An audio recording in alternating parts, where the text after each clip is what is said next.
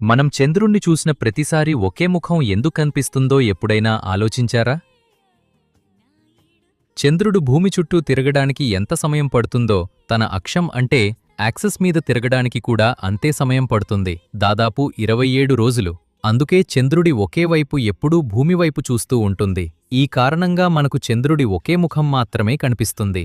అయితే చంద్రుడికి మరోవైపు కూడా ఉందా? ఉంటే అక్కడికి ఎవరైనా వెళ్లారా? ఆ విషయం చెప్పే ముందు ఇలాంటి మరిన్ని ఆసక్తికర విషయాల కోసం ఇప్పుడే సబ్స్క్రైబ్ చేయండి. అవును, చంద్రుడికి మనం చూడలేని మరోవైపు ఉంది. దానిని ఫార్సైడ్ అంటారు. భూమి నుంచి అది ఎప్పుడూ కనిపించదు. ఇప్పటివరకు మనుషులు చంద్రుడి ఫార్సైడ్పై దిగలేదు.